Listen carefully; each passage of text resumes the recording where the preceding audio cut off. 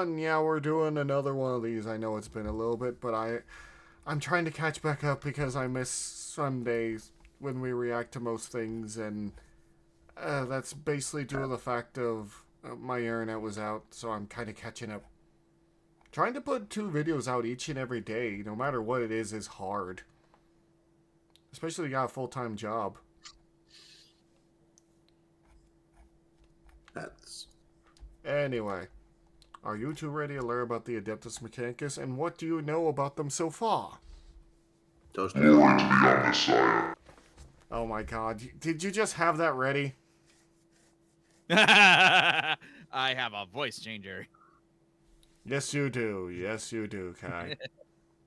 All right. What I really do know about the Adeptus Mechanicus is that they are techno body horror, but still freaking cool if you like cyborgs, and if you vibe with it, you vibe with it.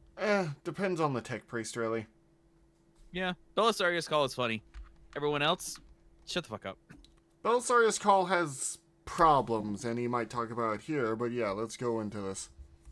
No sense I know being about coy his with the problems, intro, and I you love already it. know what this video is going to be about. So for once in this channel's history, how about I just say my ultimate opinion right out of the gate? I like the Mechanicus a lot. Are there some cool. grievances I have with them? Yeah, of course. But one of the things I like most about 40k is the setting. And unlike many things in Warhammer, they aren't directly ripping too many things off. Sure, there's the hatred of AI that's pretty likely inspired by Dune, like much of 40k is. But if the idea of not trusting computers is enough to say they're a ripoff, then I'm sorry to tell you this, but your I can understand grandparents not are trusting also AI. probably ripping off of Dune. Their mannerisms and attitudes are, from what I can tell, not only fairly original, but something that embodies not only humanity.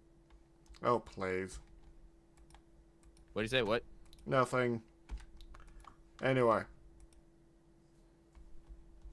Back to the video. In the setting, but also 40k as a whole very well. Very grim, very dark, and most of all, very, very weird. But how about instead of just going on about how I like them right away, I get into their history a bit more. Let's get past my own bias just a little bit and see if the Cogboys aren't the army for you. And even if they're not, you get to listen to the Mechanicus soundtrack for this video. That's always a good time. Before we begin, There is a game called 40k Warhammer 40k Mechanicus, which it's a pretty good game. It's somewhat of an XCOM style, and they're basically invading a Necron tomb world to get their stuff.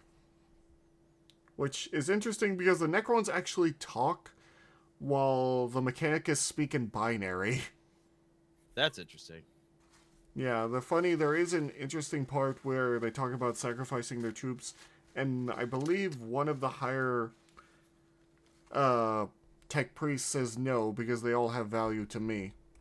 To ask you something. Do you want to cook and eat delicious, nutritious food, but sometimes you just don't have the time to make it? If you're anything like roughly 100% of the people I know in my life, the answer to that is yes. In which case, you'd best listen up, because this video was sponsored by HelloFresh. Fall is a busy time of year, there's no doubt about it. Between Halloween and Thanksgiving, you've got 2 major holidays back to back. Funny enough, the finals just around the corner.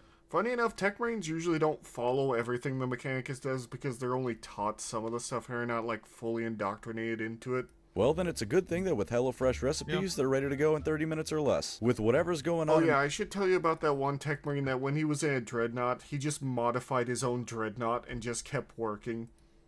Of course he did. He got like a bunch of forge hammers added to it and expanded his workshop to keep working. And they're like, it's time to dude... put you... He basically said, dude, you need to rest. Like, no, I'm just going to expand my forge and keep going. I don't remember his name, though.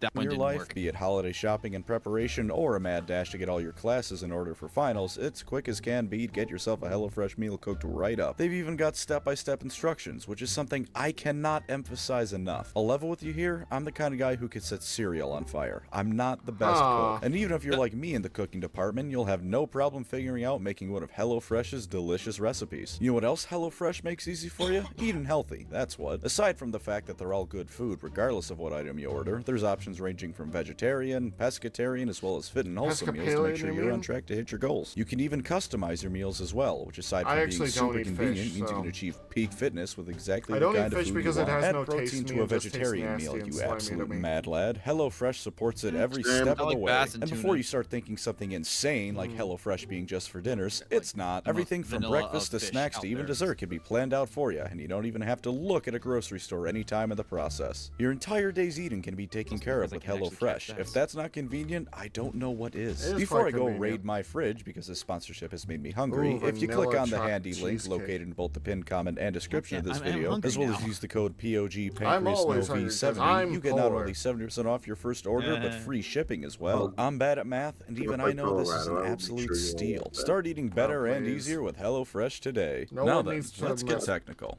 Get it? See what I did there? Oh, God. Alright, fine, I'll get on with the video. Oh. To understand the Mechanicus, we must first go back in time. Many millennia before the year 40,000, the future God Emperor of mankind locked a dragon inside of Mars. Moving on from that surely unimportant... For those who don't know, I think I should explain this a little bit. That was the Void Dragon. Okay. As in the Void Dragon, that is the That is, he put the one of the gods of largest the Necrons? shard of the Catan shard of the Void Dragon into the depths of Mars. Cool. oh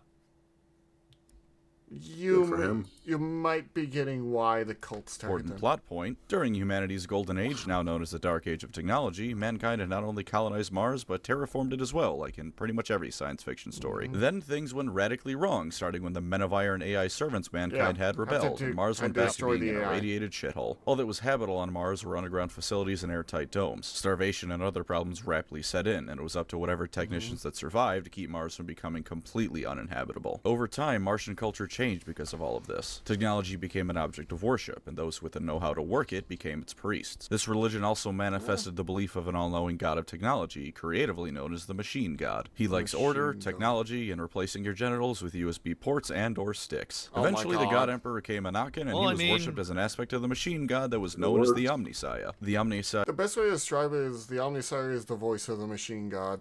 is also sometimes just what they call him, the Machine God, and sometimes he's something else entirely. It's and also weird. a lot of the tech priests don't actually believe the Emperor is the Omnisaya, but just roll with it to avoid any problems. This vagueness of what their belief truly is something that you'll soon see as a running theme with the Mechanicus. Or should I say Mechanicum, because they weren't the Mechanicus quite yet, but I'll get Yeah. to that later. For now, its influence spread across mankind with the Great Crusade, and as the Emperor's realm spread, so too did the Mechanicums. Knowing that he needed the tech priests to help run his empire, he gave them a special exemption from the no-religion rule that he created. This kept them happy enough, and they gave him the industry that he needed. Then the Horus Heresy broke out, and half Yeah, he made an exception for them for the obvious reason of they're the ones that make everything.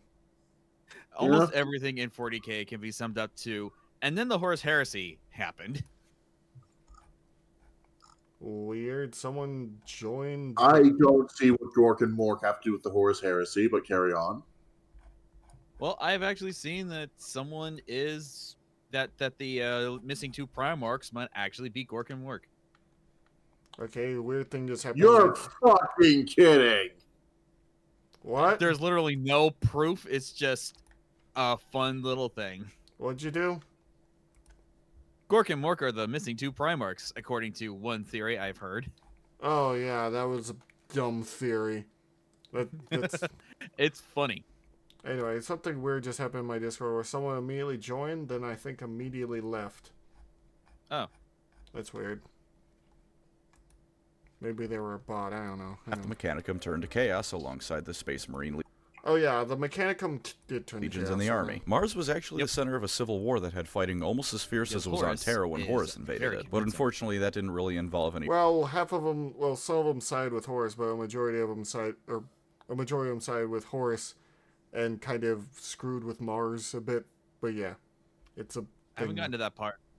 Primarch, so it obviously only deserved 1/20th of the attention Terra got. Daddy issues are clearly more interesting than science fiction robot I will not stop being biased against Primarch when they are a better backstory motivation than Daddy saved my life. So I hate him or Daddy didn't. Listen, for those who don't know, he loves the Eldar. He has no right to say anything. The Eldar stories have not been great recently. No. I mean, to be fair, I've only been absorbing Space Marine stuff, but from what I have heard from everything else, yeah. Yeah. Although I did find a Space Marine book I actually legitimately got bored with, and I hated it. Hmm. I hated Legion. I hated it. Ugh. Later. Back into the video. duking it out on a Mad Max planet. After the Horus Heresy and eventual disappearance of all the Primarchs, two important things regarding the Mechanicum happened. One, they ate all of the other scientific organizations in the Imperium. There were a few kicking around beforehand, though of course not as influential as the Mechanicum, and they were swiftly absorbed into it and made to follow its doctrines. Two, it became the Adeptus Mechanicus we know and love today. It did so for reasons largely bureaucratic in nature. As the Mechanicum, it was technically a client empire of the Imperium as a whole, but with the Imperial governance growing larger and larger and the Ecclesiarchate gaining more and more power as worship of the Emperor exploded across humanity, they wanted a way to put them on a more level playing field with the rest of the Imperium's organizations. And as technical outsiders, they wouldn't be able to do nearly what they could do as an official Adeptus organization. The Mechanicum also faced a bit of a loyalty conundrum while operating under this system. The various vassals the Mechanicum itself had weren't sure if they were supposed to be loyal to the Mechanicum directly or the larger Imperium can cause first. problems. Becoming an official Adeptus organization resolved both issues. Now they were a part of the Imperium of Man officially, so no need to worry about loyalty problems or other politicians doing some fuckery that they couldn't deal with due to their technical status as foreigners. Between this meaning that other Imperial politicians in turn had more direct say in Mechanicus affairs, and the Mechanicum ambassador marching a Titan into the Imperial Senate chambers to help negotiations proceed, the rest of the Imperial Senate was quick to go along with this as well. The funny thing is, they marched a Hound Titan into there when they were talking about negotiations. Isn't that? That's That not. looks like a knight. That's a Warlord Titan. Oh. Those are a lot larger than a Hound Titan, but still, you gotta think how big this place is that it can house a Titan. Titans are huge. They're just huge.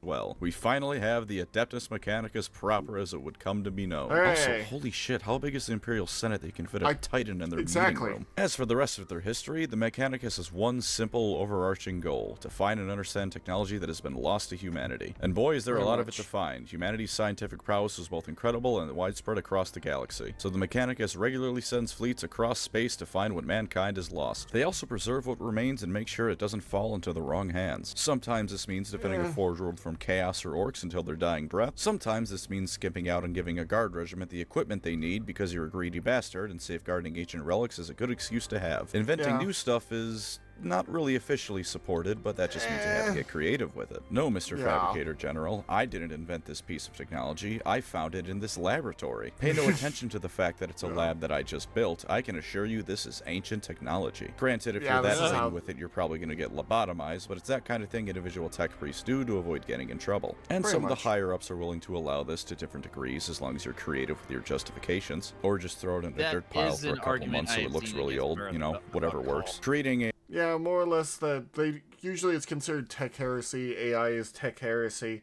for a good reason. Well, not that he messes with. No, he AI, made a bunch of his own new stuff. Yeah, that he made a bunch of new stuff and managed to get away with it. But lately, he got away with it mostly because he was told by a Primarch. You can't really say no to that. Yeah, when Jesus Christ tells you to make a new thing, you do the thing. And also, Belisarius Cull believes in the Omnissiah, so of course he was going to help. Yeah, and also he's got his heart in the right. Well, does he even have a heart anymore? Well, he has several souls and minds stuck together, and they usually fight and then agree on something. So It's yeah. kinda like a heart. AI is something that's usually He probably never has allowed, several. though. That doesn't stop some tech priests from still getting away with it. But usually that gets you insta-killed if you're found out. Humanity already had one AI rebellion in this setting. No one wants another one. They're the only people around in the... What did you just say there? What gets you insta-killed if you're found out? Let me Humanity already... The one good thing about Halo 5 is now that Katana has a hard-light body, she can now step... My god. Oh my god. They had one AI rebellion in this setting, no one wants another one. Yeah. They're the only people around in the Imperium if you want pretty much anything made. From weapons of war to more mundane things like transportation, produce Mechanicus builds it everything. all. They don't have a monopoly on technology, they have a monopoly on pretty much everything. For example, maybe they'll subcontract out the shipping to someone else, but the Mechanicus is the one who builds the truck the shipping company uses. If they don't do that, they make the parts that the company who builds the truck uses, or they maintain the merchant vessels that ship the materials to the planet of whoever makes the part. This gives them not only massive sway in Imperial politics, but it means that their worlds can survive on their own if cut off from the Imperium at large for at least some amount of time. Yeah. It also means that people like Inquisitors and Commissars have to be a lot more careful when dealing with the Mechanicus. If you accuse a Loco Magos of being a heretic, there's pretty decent odds that the nearest Imperial Guard regiment is going to be losing out on a few shipments of weapons if you were a bit too eager in your accusation. They're not withholding equipment from you, it's just production errors, they'll likely tell you. It can't be helped. For this reason, the Mechanicus is largely independent and polices itself. Sure, Inquisitors will still get involved, but they've got to be a lot more polite about it than with other work. G-Quux. Mm. Moku's distracting me with all the new G-Quux stuff, and the RX-01 looks like the Idion, which is weird. RX-01? Yeah, Oh, apparently it exists in G-Quux. This is gonna get all kinds of weird when finally the G-Quax is released. A lot of these designs look very spindly, but we'll see how they go. Well, the mecha designer from Evangelion is part of it, so I expect That that. explains it. Yep. I feel like this doesn't really work that well. You have to do a certain way, I feel.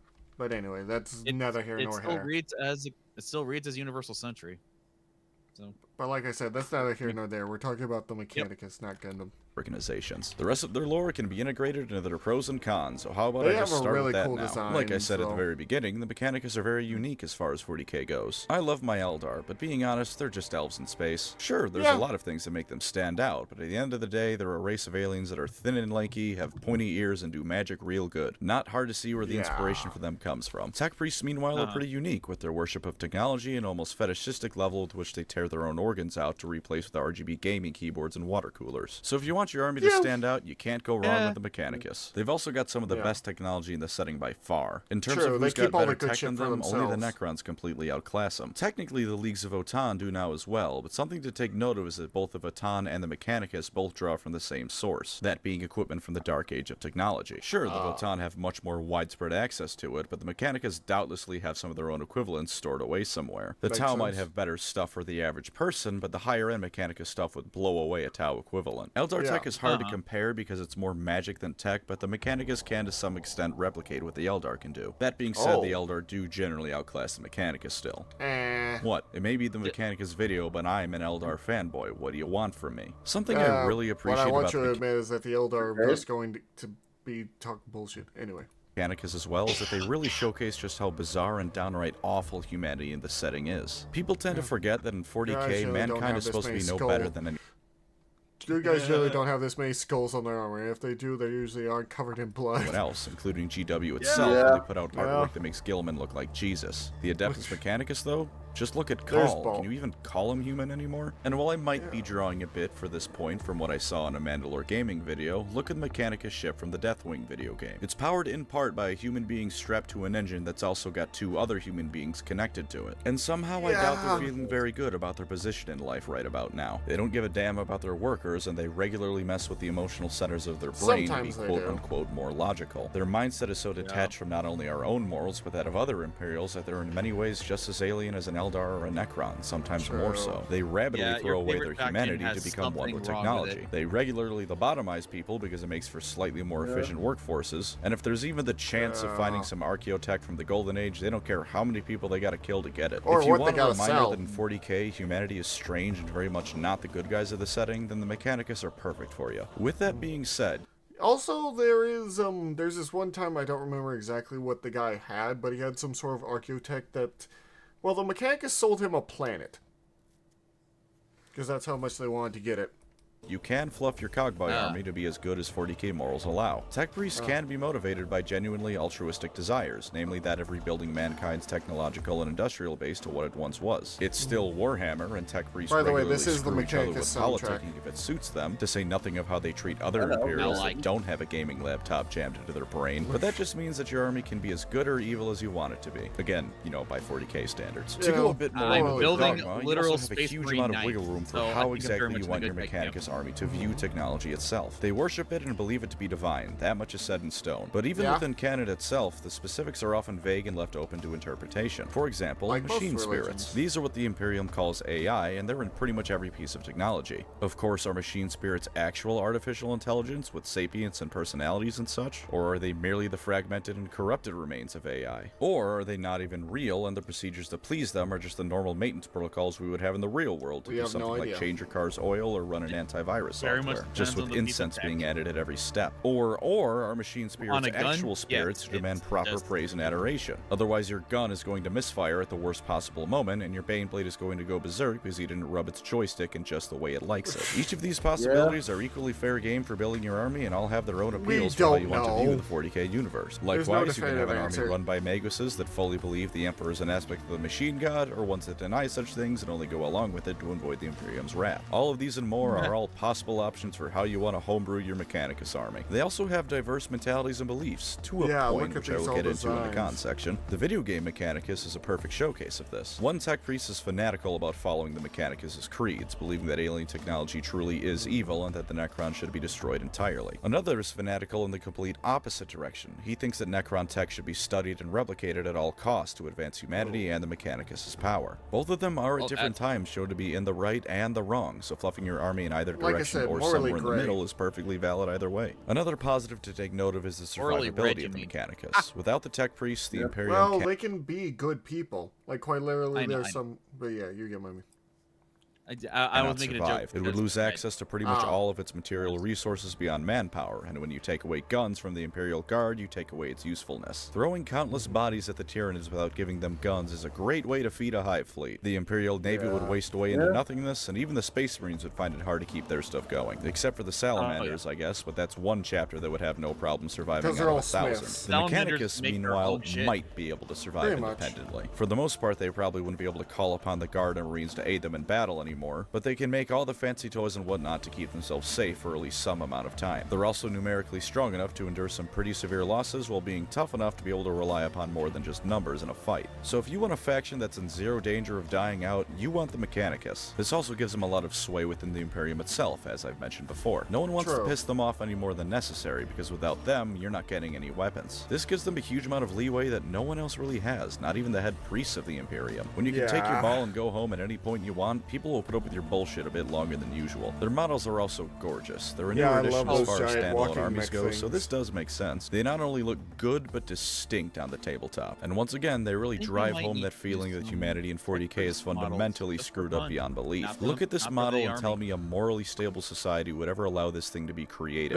let alone that this would be considered an ideal state of being for a human. But I digress. The True. models are good, and that's Obviously really all not. I have to say on the matter for now. There's another loaded statement for you to ponder over for the next few minutes. Oh, one last thing, they're also all plastic. That benefit alone makes them worth collecting more than some other Oh. armies. No reason for you if you go with the mech heads, hell yeah. Now, time for tabletop positives. Ah, First off, the there's the Mechanicus knights. are very mobile. Most of their army has either an 8-inch or 12-inch movement, those which are makes the- sense when you think about how they cut off their legs and replace it with the motor-driven Forge pistons. Worlds, There's not a probably. single Skitarii who's got to slow down because he's got a cramp in his leg. And that's not even counting all the units with the fly keyword that'll just zoom around the battlefield at will. Oh. They're also incredibly flexible as an army. I'd say they lean a that bit couple more towards the shooty end of things than the stabby end, but you can always surprise your enemy by tossing some Sicarians at them, or Fulgurite Electro Priests. Look at all Aside them. from that name being awesome, they hit pretty damn hard in melee. Of course, ranged is still their strong suit, and while they only deal 1 damage a pop, at strength 4 and hitting on 3-ups, your basic Skitarii Ranger is going to be hitting more often than not, as well as pretty reliably wounding anything weaker than a Space Marine. If you want to Nice. lean into the monster side of things, throw Castellan robots into the fray. They aren't as Yeah. tough as some other enemy monstrous units, but they're certainly tougher than most basic infantry. Combine They're that with the crazy fact that they can strong. fire in melee combat now due to being Their claws are big enough. There's one animation that I just love where it sees him pick up an orc and just start using it to beat up a bunch of orcs as a flail. monstrous Nice. units, and they can really put the hurt on while taking a reasonable amount of damage in return. Plus, if you roll a 6, they explode when they go down, so that can always be a nice final middle finger to whoever took them out. Canticles and Doctrina Imperatives both help out in this department as well as being just some plain old nifty buffs. Canticles affect pretty much every unit that is in a Skitarii, while Doctrina Imperatives only help Skitarii. Each can only be used for a single battle round, but they go into effect instantly even if the opponent is going first, which both helps the flexibility of the Mechanicus as well as allows for some surprise tricks that can throw the opponent's game plan off kilter. Canticles just give straight up buffs, while the Imperatives also give a debuff to counteract the buff, but to be honest with you, the debuff really isn't worth worrying about in most instances. For instance, the Bulwark Imperative makes a unit move 3 inches slower, but buffs their armor save by 1. If they're already in a position to be opening fire though, odds are decent that you don't need to be moving them that much, so from my point of view, this is pretty much just a buff. Or the one that improves a unit's ability to hit in melee while debuffing their ability to hit a ranged attack. I don't think the flying Skitarii dual-wielding swords is going to care much about that. He just wants to stab. Lastly, pretty much every Mechanicus unit has either a 5 or 6 plus invulnerable save. Because of this, they can take a pretty surprising amount of fire before crumbling, though there's a flip side of this that you can probably guess at I'll get to later. But first, the lore cons. There's 2 possibilities for the Mechanicus regarding their collection of technology, both of which suck for different reasons. One is that they're genuinely losing more and more tech as time goes by and are fighting a losing battle to desperately keep mankind from going full caveman. The other is that they're hoarding all the best stuff and allowing everyone but themselves to go full caveman. If the former, then even the people in the Imperium with the best shot of fixing this mess can't do anything about it. If the latter, then the entire organization is filled with selfish assholes that can't comprehend the idea of sharing something even if it would help everyone in the long run. Well, yes, there are instances where the Mechanicus is legitimately in the right for hoarding away dangerous or unstable equipment. Just as frequently, they keep stuff for no other reason than to give themselves an advantage over the rest of the Imperium. Also, I said that the tech priests are diverse and wants and needs up to a point. I'm going to describe a tech priest character to you, see if you can guess who it is. It thinks that mankind is primitive compared to what it once was and that the Imperium's tech is woefully inadequate. It will do whatever it needs to in order to acquire lost technology. It worships machines, and it's generally very robotic in nature even when it does feel emotions. Can you name the tech priest I'm talking about? Probably, because I just described all of them. I just want a single tech priest that breaks this mold just a little bit. Because I fear I might not be clear enough on what I want, let me just be as blatant as possible. I want Rudolf von Stroheim, the tech priest. Come on, tell me that wouldn't be a sight to see. Imagine some guardsmen and Tau are on a planet fighting over the latest sphere expansion. Things are tense, and the Tau are poised to take over with their advanced weaponry and whatnot. All of a sudden, some Mechanicus adept comes flying onto the battlefield from orbit, screaming about how Imperial science is the finest in the galaxy, before he starts hip-thrusting at the enemy and a bolter embedded in his chest rips the Tau to pieces. Tell me that wouldn't be the best goddamn thing to happen to the Mechanicus. Unfortunately, it doesn't seem very likely to happen, because aside from little quirks or views on things like AI each tech priest may have, their overarching goals and ideologies are pretty much carbon copies of one another. They're also rarely the protagonists of a story. This has changed more and more lately, such as with games like Mechanicus or Call Reviving Gilliman, but a tech priest is generally relegated to the supporting cast. So as much as the cyborg monks are kick-ass, they don't often get the spotlight in the setting. Even with Call, his shining accomplishments have been working on a project alongside Gilliman or bringing the Blueberry bastard back to life. On a similar note, Mechanicus might not be in charge of technology, like even remotely. Remember that dragon I said the Emperor locked away in Mars? Dragon. Yeah, it's a Catan, or at least a big shard of one, the Void Dragon specifically, the one who controls machines, located on the capital planet of the faction that is obsessed with machines and lost technology. If that theory is true, and it is still really just a theory, and he gets out and is angry at the Mechanicus, they can kiss all their fancy equipment goodbye. In fact, he might be the machine god / Omnisci in disguise. The lore on this isn't 100% certain, just to be totally in the clear, but it's a distinct possibility given that the Necrons have launched suicide attacks on Mars in the past to get at something under the planet. Also on the topic of the machine god, as well as other things like machine spirit, there is actually proof that they have it under there. It's hidden actually inside of something called the Labyrinth, which basically it's a labyrinth that there's like a guardian of the shard as well, of the dragon shard. Basically, it's under there, and how should I put this? Normal tech priests can't comprehend it because the labyrinth make no sense. It makes no logical sense, I should say. That's why you gotta kick logs to the curb and do the impossible. Escape the infinite labyrinth. Well, it's mostly supposed to keep the Void Dragon inside, but yeah. it might not exist. There's been pretty much no lore on it doing anything, unlike any other godlike being in the setting. Even the Tau have that greater good spirit thing kicking around, but the machine god hasn't done jack shit. The same thing goes for the vagueness the Mechanicus has with the machine spirits and whether or not they're actually AI fragments, or straight up just spirits. On the one hand, this does create room for some really interesting debate and interpretations of the lore. Something like the machine god actually being some unbelievably powerful AI computer out there that would make Votan look pathetic. On the other hand, if you like having some actual clear-cut answers for your lore, then you won't get any here. And it also raises the possibility that the Mechanicus are the only faction in 40k who are entirely incorrect in their spiritual beliefs, which would be lame as hell. Also, if their god is actually just a Necron god, that would make them Warhammer 40k's equivalent of Bretonnia, and I would have a fucking stroke. He hates Bretonnia so much. I think it's because of he played against them on the tabletop and lost a bunch to the cavalry because they have a lot of cavalry. I'm probably just nitpicking at this point. Oh yeah. Sometimes parts of the game will just turn you away from it. The best way to describe the Bretonnian knights in fantasy are they're magical knights who take after Arthurian legend and chivalry. And also they're French. No, you. Which, I like them for that. I like magic knights. Anyway. Kinda wish that there'd be more of an emphasis on human-looking Mechanicus adepts. Theoretically, you could get your augmentations to be damn near indistinguishable from normal human features. And tech priests generally don't start off their careers completely covered in metal tentacles. But all we ever really see in lore are ones at the end of the process where they're more machine than man. It'd be really interesting to see a follower of the machine god at the other end of the spectrum, at the start of their career as a tech priest. The holy human form is something that 40k mankind is obsessed with, but the Cogboys wipe their ass with that notion, evidently. Alright, tabletop cons, what have we got here? First off, all of that flexibility and potential buffs that they have comes with a downside in that the Mechanicus is complicated as shit to play. Fitting, all things told, given that they're machine people, but still very complicated nonetheless. You will have to keep track of an absolute mountain of keywords, buffs, and unit statistics to make the most out of this army. It kind of reminds me of the Eldar, except instead of getting punished for misplacing a unit, you get punished because you didn't memorize an entire AP US history exam's worth of rules. Be sure to look at the rules thoroughly for this army, because you might just straight up not know that you can do something or miss out on a buff if you don't. Those canicles and doctrinas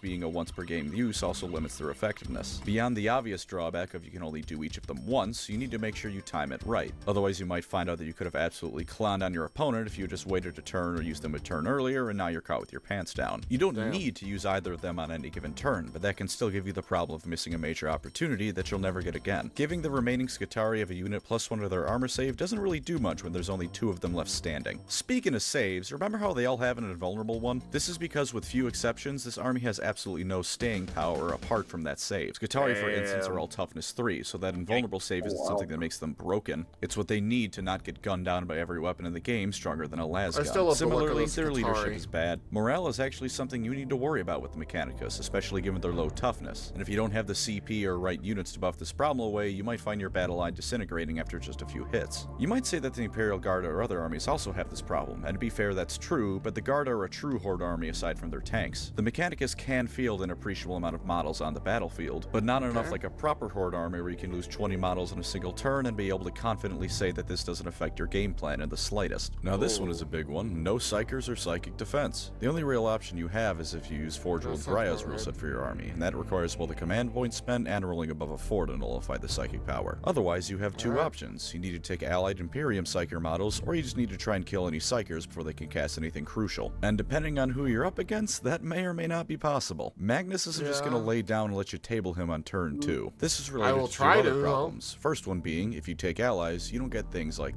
you don't get any canicles. Even if you take Knights of the Cog, which are Imperial Knights allowed to benefit from Mechanicus buffs, you don't get canicles, which is a damn shame because they're very helpful. You don't get the second and a much worse problem. Basically, if you use Imperial Knights, you don't get the special buffs and debuffs.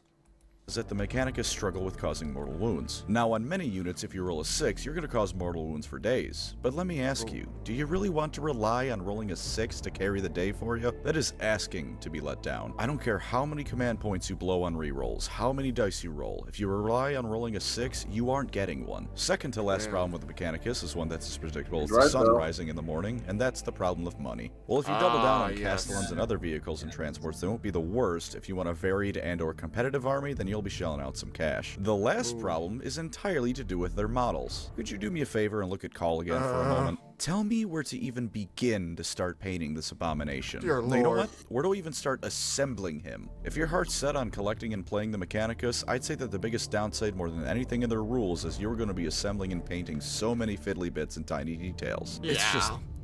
God, I even if think the I dodged assembling the isn't bullet. that bad, painting basic You're gonna Skitarii bite the alone bullet? is a nightmare. You've got your nice think I flat road to dodged a paint, bullet. and then Yeah, you congratulations, definitely have fun did. differentiating dodged the 50 bullet, different you're varieties going of to fight? tube. Someone really needs to tell Games I'm Workshop painting designers Space that when Marines. creating That's a a model, lot of sometimes big less is areas, more. and So there's the Mechanicus whenever there are basics little for you. details, You enjoy there are not many. Yeah.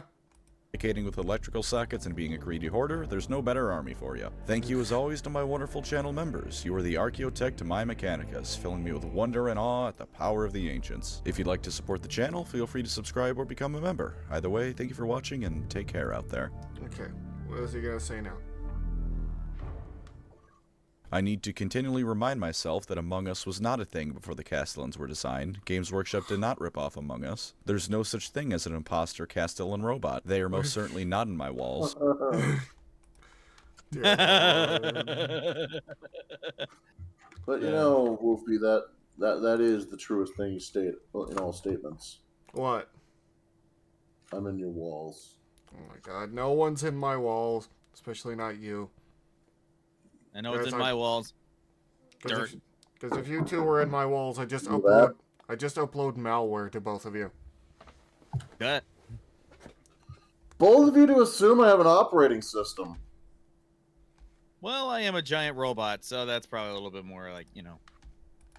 Anyway, thank you all so much. If you like what we're doing here, please do consider following. Our software is modeled after the human mind. That is to say, it's a series of malware already. Anyway, thank you all so much, and we'll see you later. Goodbye. Bye-bye.